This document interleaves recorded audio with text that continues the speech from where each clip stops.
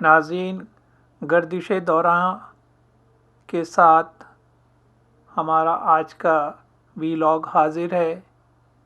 احمد منیر نے کہا تھا، رکتی نہیں ہے گردش دوراں، کہا نہ تھا اٹھا کریں گے نت نئے طوفان، کہا نہ تھا۔ تو نت نئے طوفان تو ہمارے ارد گرد جاری ہیں۔ مراسلہ .pk آپ کی خدمت میں تازہ ترین صورتحال اور سوشل میڈیا ٹرینڈز کے ساتھ حاضر خدمت ہے۔ تو آئیے دیکھتے ہیں ہمارے ارد گرد کیا کچھ رونما ہو رہا ہے۔ پنجاب میں پرویز الہی کا اعتماد کا ووٹ اور لاہور ہائی کورٹ سے گورنر کی جانب سے نوٹیفیکیشن کی واپسی، سب کچھ پیالی میں ایک طوفان ثابت ہوا۔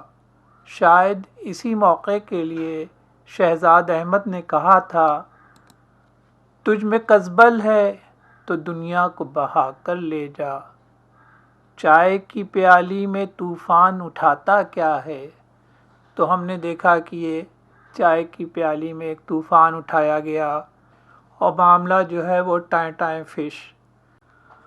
قوم کو مضطرب رکھنے والی ایک بیکار سی مشق کے بعد دیکھنا یہ ہے کہ اسمبلی برقرار رہتی ہے یا پی ٹی آئی کے بیانیے کے مطابق تحلیل کر دی جاتی ہے۔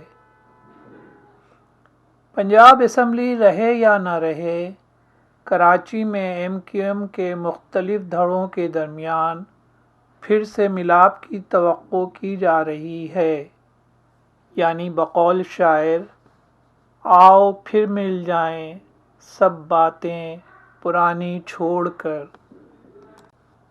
ایک دوسرے پر سنگین الزامات لگانے والے پھر سے ایک ہوں نہ ہوں، تاہم سنگین معاشی صورتحال میں اشک شوئی کے لیے اچھی خبریں جنیوا سے آئیں اور اب سعودی عرب کی جانب سے دیا جانے والا عندیہ کہ وہ پاکستان میں مزید سرمایہ کاری کرے گا۔